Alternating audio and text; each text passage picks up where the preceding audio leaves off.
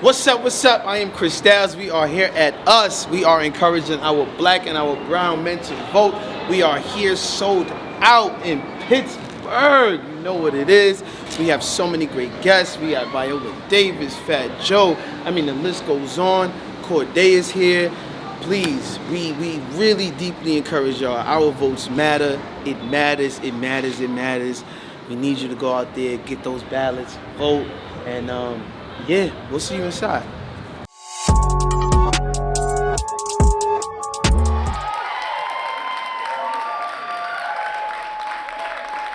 Welcome to the stage, brother. We're excited to have you here, and we really wanted to have you come through as we try to talk about black and brown folks and black and brown men. And you have been so vocal. Almost every time I hear you speak, you talk about the importance of black and brown folks uniting, especially politically. How did you become instilled with this? Well, you know, I don't really lie when I say stuff that I say when you see it. Like, you know, I grew up in a 90% black project. My mother and father were there for 40 years before that. My grandmother lived in a 99.9% black community. So the only thing that wasn't black about me was my skin. Like, I had to learn my Latino roots even later, right? And so I always saw that in every hood you go to, anywhere across America, there's blacks and Latinos with the same messed up education problems, the same horrible hospitals, the same, you know, your next door neighbor is either Spanish or black. So I never understood how people put us against each other and make us not believe that we don't suffer from the same things. And I've always known, since I was a baby, that if blacks and Latinos unite as one politically, we'll have the most power in America. Last night you burned it down at the up the street in the Bronx at Yankee Stadium. It was amazing. Dave May sent it to me. I kept watching it over. I couldn't stop watching it. It was so amazing. Well, you know, I live maybe 10 minutes away from Yankee Stadium my whole life, and to tell you the truth, the Bronx, and I always say this, right? You need to Google it because you couldn't believe it. You think Pittsburgh's the hood. The Bronx looked like bombs was blown up on there when I grew up. And so the only form of inspiration I had as a kid was when there was games at night and I would see the bright lights at Yankee Stadium, and when I would be able to sneak in Yankee Stadium, because we were so poor, we ain't had the money, it was like real green grass. Like, we don't got that in the projects. We got like brown green grass. Right? So you go in there, and it was so inspirational. So the fact that they asked me to perform for them at the World Series was a dream come true. It was incredible. It was incredible. But, you know, I came out, you know, I get upset. I love Viola Davis, man. Give a round of applause. Because I hate our artists or celebrities or people who came before us that became very big in the game but were scared to speak their mind, you know. And so after what we saw at that rally in Madison Square Garden, the only thing I could think of at the World Series, Fat Joe walking out, was Todo Puerto Rico. That's the first thing I said walking out there. And I don't even speak Spanish like that, but I made sure I did that. I wasn't going to lose that moment of World Series and not talk about Puerto Rico. It's the only thing I could think of. Yeah. When I was walking out, I was like, yo, Puerto Rico, right? And so I'm going to double down on what Viola Davis said, was it breaks my heart when I see people talk about, and I tell you, if any one of you guys got Puerto Rican friends, when you go over there and you go visit, the first thing they tell you is, my island, my island. Yo, you went to my island?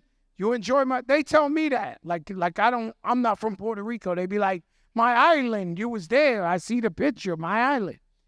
How the hell are they going to call Puerto Rico an island of garbage. Yes.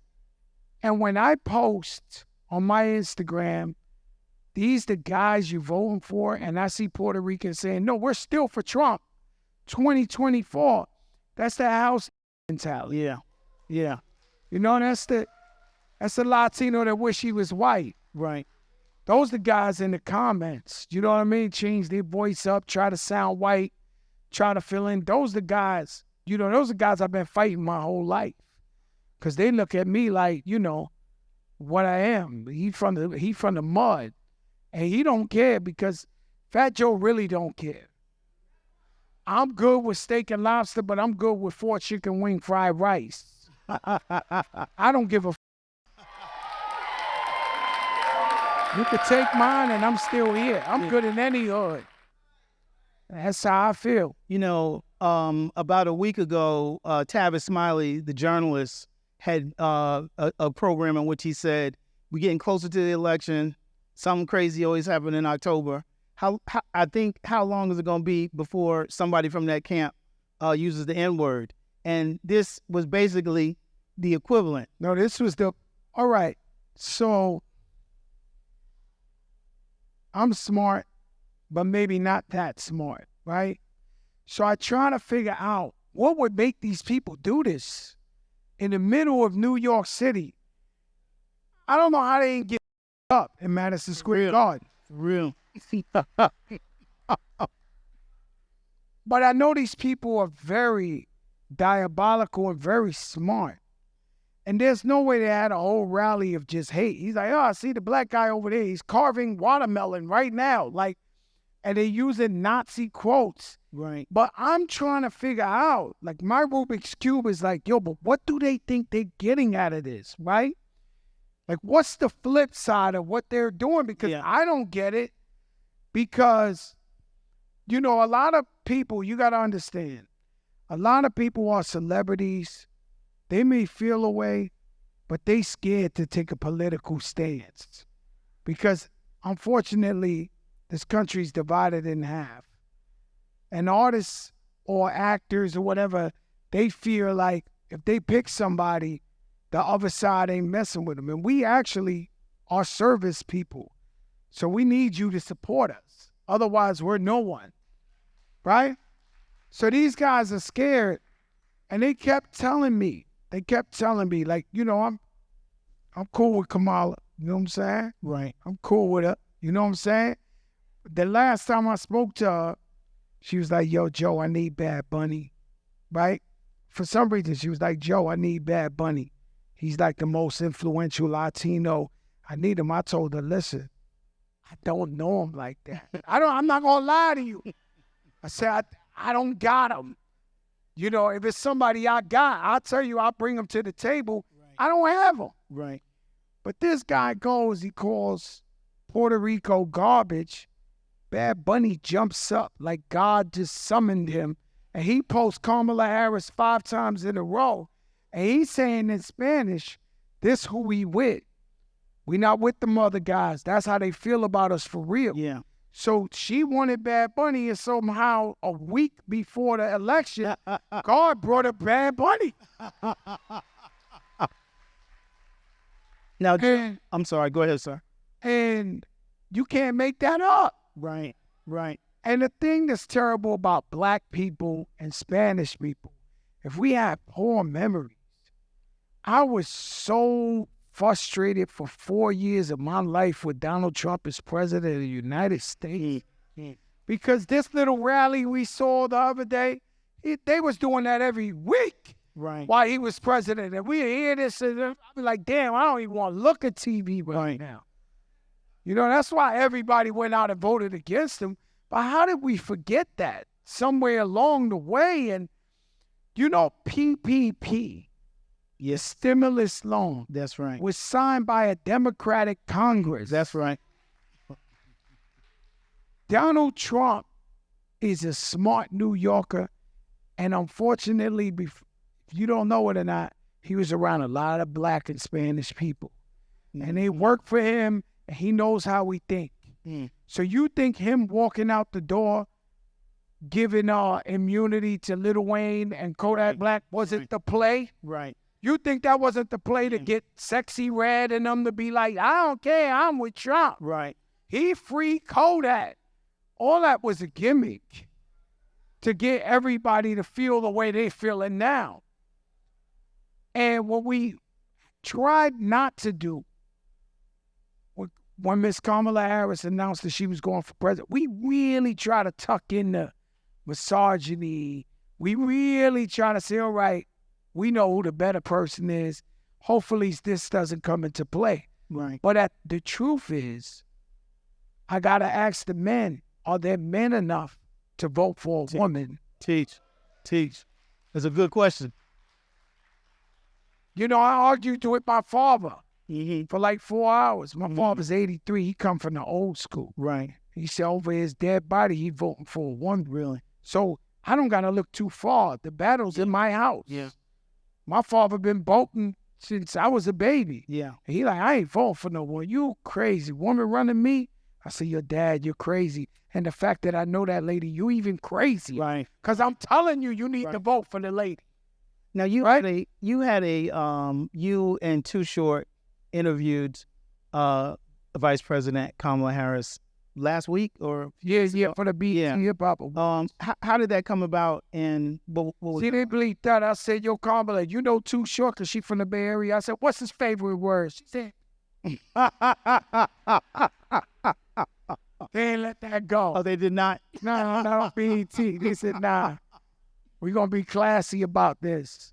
You have also been very outspoken on the use of hip hop lyrics and to obtain criminal convictions against hip hop. It's crazy. If I grab a young kid right now and tell him to rap for me, he gonna tell me he own a Bugatti, he own a mansion, him and this dude killed 34 people. I mean, we gonna hear it all, right? His watch is $1 million. Right. He made all that up. It's a lie. But we not mad at him to inspire to have a better life or kick his rhymes. You know, I was all the way down when I wrote all the way up.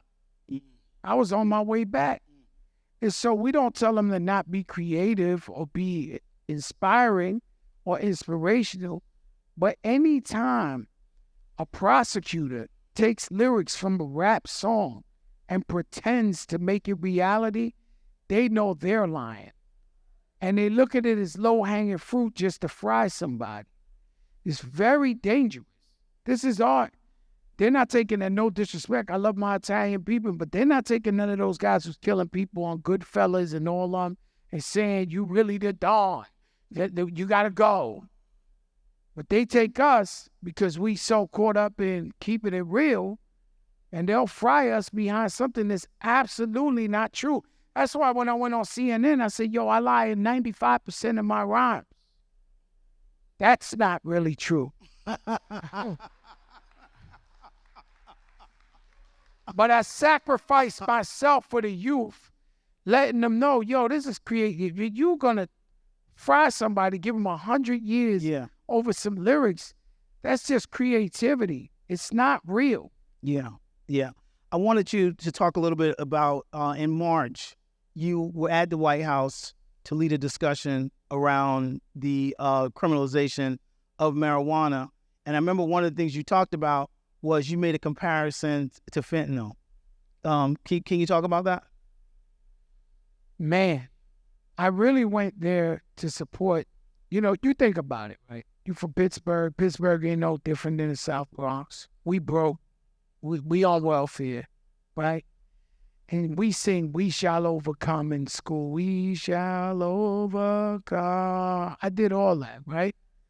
And then they ask you to go to the White House and sit next to the vice president and talk about pardoning people and helping people get out of jail and starting their lives and getting their lives back in.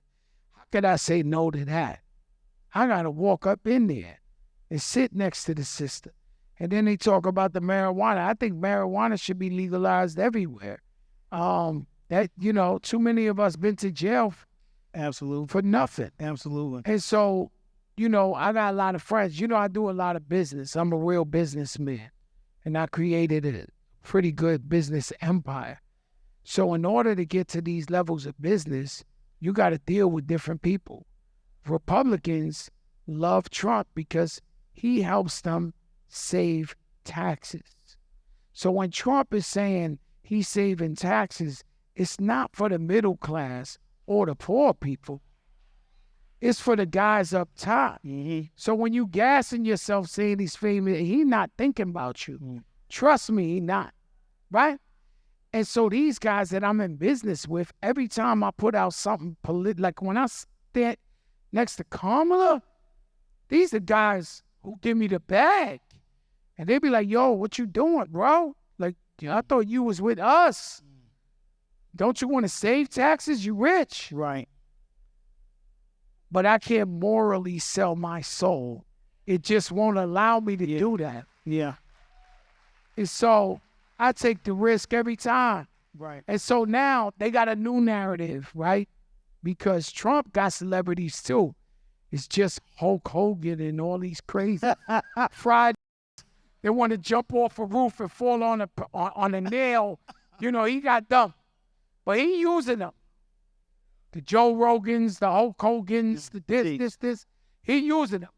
But they started a narrative because Kamala got Beyonce, Taylor Swift, J-Lo, Bad Bunny now, Fat Joe. She got everybody. So now they on Instagram saying, don't listen to these celebrities. They don't care about you. Don't listen to... The celebrities is the first guys that's going to lose money if a Democrat gets elected because we make a lot of money and they like to raise taxes so they can help Social Security or Medicare or people on welfare. So a celebrity out here fighting for you to vote for a Democrat, they saying, all right, give me the pay cut. We're going to take a L. Right. We're going to pay more taxes. So don't let people gas you on social media telling you, oh, why would I listen to a celebrity? Beyonce going to lose a lot of money. Now, if Trump wins, she might save on some taxes. I'm just keeping it a buck. Right. Right. That's how it goes. So when you see somebody out here fighting morally for the people, the less fortunate, the middle class, the poor people, give them a thumbs up because they ain't leaving you and they here with you. Well, I mean, I wanted to also say to you, you know, the individualism, right, for someone to think about themselves. I feel like in terms of hip hop, really being able to have an impact in this political process, I feel like we're going to have to get past some of the individualism. None of you. Mm-hmm. We had a couple of Latino reggaeton brothers, and I happen to love these guys. Like, not all of them, but the guys that came out, I actually love them.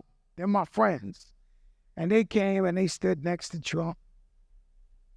Trump called one of them a woman while he was standing there, right? Right? And my guys, they mean well, they're young and they don't know no better. And so they saying this is the best president ever. Because they might be thinking of everyone who's selling them, yo, you're going to save in taxes. Right. He's a rich guy. Right. He's thinking, yo, I'm going to save in taxes. But they forgot that when Hurricane Maria went to Puerto Rico, the man went over there and threw jump shots. Sure did. With the paper. Like, you see what he did? Yeah. He blocked the funding. So when you see, unfortunately, when you see hurricanes and disasters in New Orleans or Texas, they give billions of dollars to build them areas back up. Trump personally blocked the aid into Puerto Rico to help. I would think these guys know this. Like, he literally stopped America from helping. And by the way, Puerto Ricans are immigrants. They're United States citizens. Real. Real. I used to like Donald Trump. I like Donald Trump because I used to see him in New York. I thought he was in New York. I see him at the games. How you doing, Mr. Trump? I'm just telling you the truth. Before he went for office. When he went for office, I stood in front of the TV, and I've been a Democrat my whole life. I never voted for a Republican, but I wanted to hear him out. He came down that escalator, and the first thing he said was all Mexicans are rapists and drug dealers. I said, yo, My jaw dropped. I said, no way. But little did I know that this man knew, because in that first speech, they had signs that said the silent majority. Do you know what the silent majority is? The guy working next to you might be a racist, don't want to tell you. But he hearing that, oh, he ready to vote. And he rode that all the way to the bank. So you got to understand, there's a clear choice. People say they don't like a prosecutor. Almost 99.9% of defense attorneys that we worship in the hood, when we get in trouble, yo, my man, Johnny Wilson, yo, they were all prosecutors. This is part of like college, internship. You have to be a prosecutor in order to be a criminal defense attorney. This is how you get your knowledge and you get your wisdom from the thing. So you looking at her, she's a prosecutor, Joe, she's a cop. Bro, she had a job. She did a thing. Now she over here. And now we got to rock with her and stand with her. That's what it is. Two more, and I'll let you go. You talked about taxes. How do you think the candidates' agendas on... we call that guy Dr. Death. I got a call with him at 3 o'clock tomorrow. My accountant, I swear to God, when he calls, my phone says Dr. Death. How do you think the candidates' agenda on healthcare will impact you? I don't know, man. You know, I fight. You know, I'm with an organization, Power to the Patients. We fight for healthcare price transparency.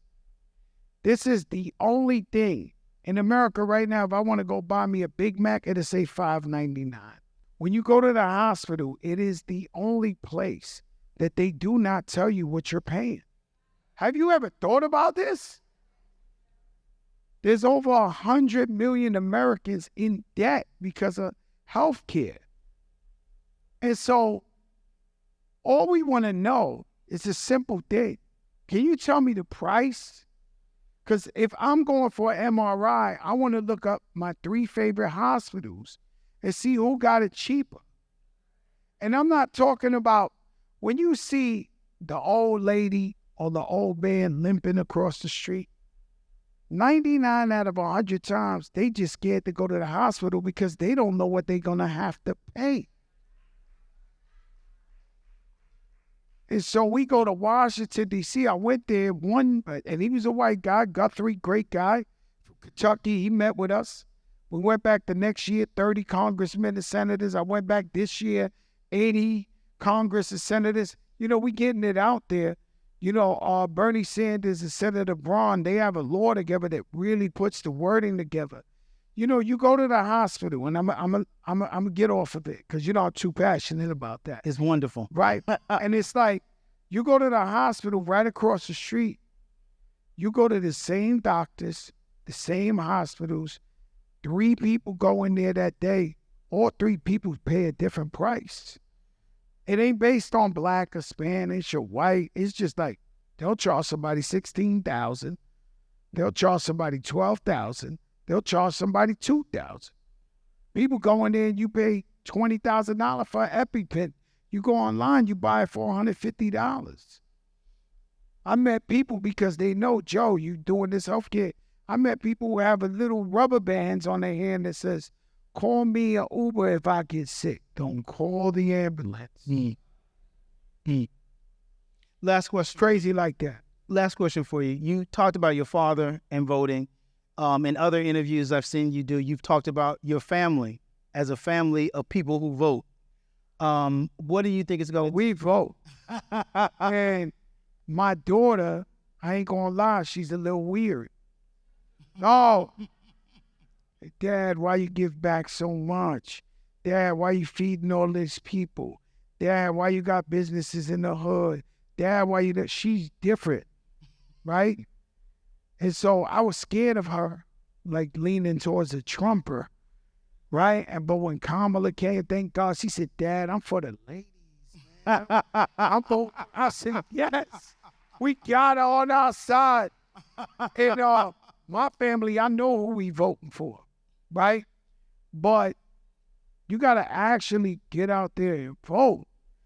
And Pittsburgh, because I did it today. I don't fly to Pittsburgh because we got these little airplanes from New York to Pittsburgh.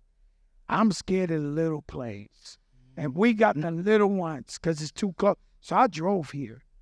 And so I drove past all these Trump signs, Pence, everything. It wasn't until I turned into Pittsburgh that I seen a black person and it said, vote Harris, right? But this state, Pennsylvania, is so important for us to vote black and brown people that if we come out in the numbers we're supposed to, she's in. She's in. And so what I do say to Pittsburgh and Pennsylvania, hold her accountable. Yo, we did this for you. What you gonna do for us? Because that's at the end of the day, that's how. So I go, we got you. What you gonna do for us in our community and help our community? And I constantly, every time I see her, I'm quick with the price transparent. She's dizzy for me. She'll be talking about the moon or the sky, be like, yo, you know, healthcare price transparent. You know, that's what I care about, right? Right. I know, Joe. That's what I care about. And so you gotta, you know, you guys are really, we all down here. It's not a mistake why we down here. We down here to let y'all know that we with you, we support you, and we need you. The whole entire country needs you. We've been so programmed to focus in on particular issues, right? And they become kind of centralized into one person, right? But you like some of that stuff. You hate the person, but those policies are sexy. You love this person, but these policies are null and void to your progression. They're gonna either sustain you where you are, and everybody wants to grow, or it might set you back. Especially if you're like, I'm gonna get more financially literate, right? Part of financial literacy is like, learn how to pay less taxes or no taxes, right? Which has the blowback through underdeveloped communities is harsh, right? So I leave it, I'm not land on that, we keep going, but I land on that kind of point. Like, yeah, like it mattered. Then here's this new training and these new kind of winds of change where now it kind of doesn't matter again, right? In a certain way. Now you have to focus on these other things. So you're kind of damned either way. Yeah. You know, which you know, this version of democracy being a couple hundred years old, you know, it's maybe time to reflect on if this works. Hi, everyone. My name is Robert Tugnon. I'm the mayor of Etna. Etna is a small, thank you, folks. This is a small river town of 3,400 people.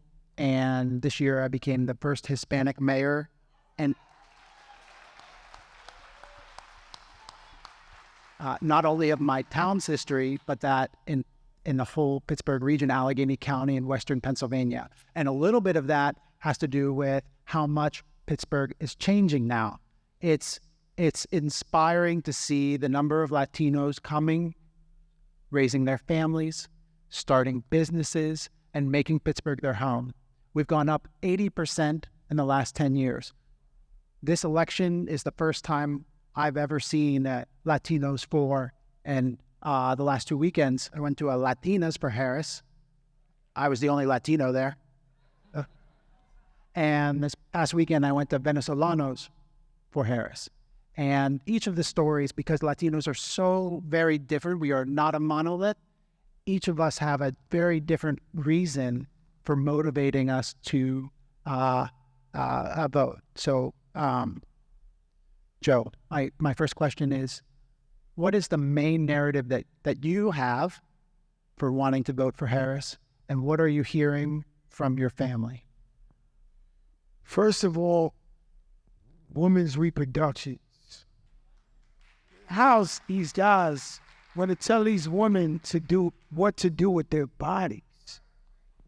It's like Handmaid's Tale.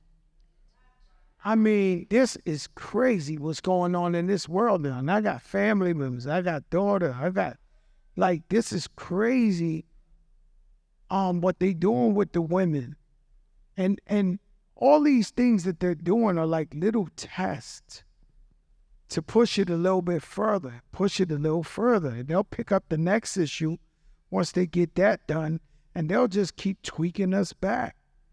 And so we, as Blacks and Latinos, have always complained about certain things systemically, and it's getting even worse. And so if we sit back and not use our vote, we're actually going to be in a worse situation than we complained about the last two. And so we're growing in big numbers. And you're absolutely right. It's something we don't talk about. Every Spanish guy you see ain't a Puerto Rican. It might be a Dominican, might be a Colombian, might be a Mexican, might be a Venezuelan, like this. We have so many.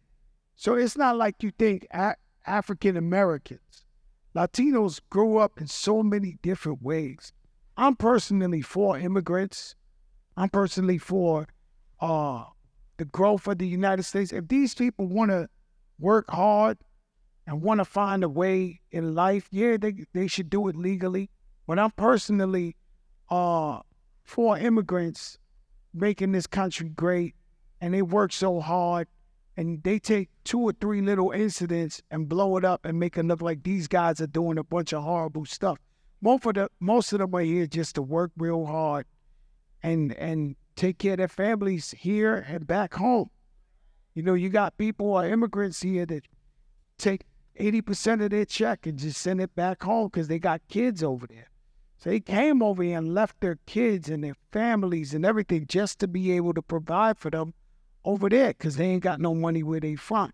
So these guys were different. Me, I'm Puerto Rican. Closest thing is Dominicans. Cuban, I'm Cuban too as well.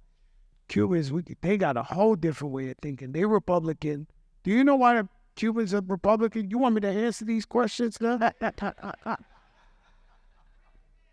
So the Cubans were once Democrats, and they were down with John F. Kennedy and all the Democrats. When Fidel had took over, the United States had trained a bunch of Cubans and told them, go get your country back. We're going to come with the airplanes, and we're going to really back you up, and you're going to get your country back. And they went over there, and hundreds of them and thousands of them died fighting for Cuba, and Kennedy backed out and never sent the support. So this is why they got that deep history. Fat Joe, one of the biggest Latino superstars in the world. When Obama went for president, I held my own Fat Joe rally in Miami in Calle Ocho, and I had about 3 people out there. I did a concert the week before, I had 20,000 people out there. When I try to talk them into voting for Democrats, they will not forget, and their grandfathers and grandmothers will not let them forget what happened at the Bay of the Pigs. And so that's why you be like, I thought these Cubans, man, they like the Puerto Ricans? Like, why they got their own thing. So what he's saying is the diaspora is so different from each and every tribe of Latinos.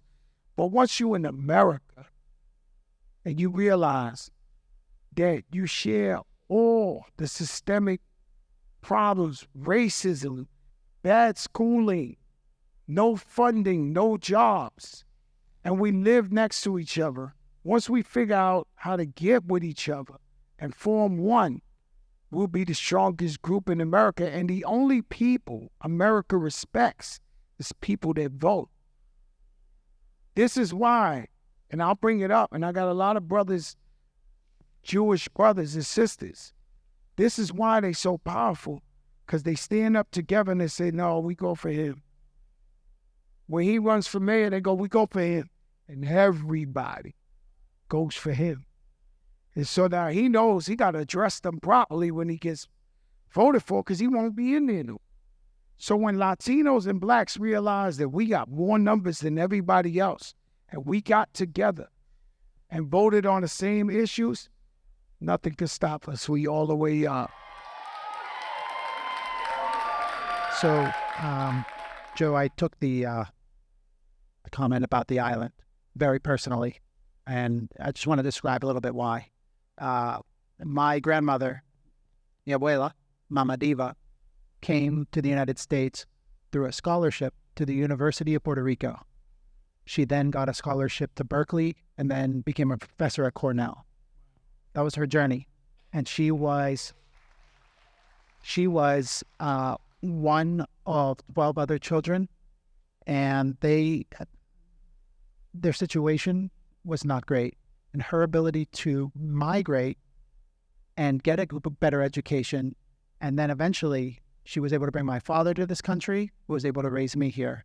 So there's a part there when you talk about us as criminals, our homes as garbage. It's much deeper. It cuts so much more.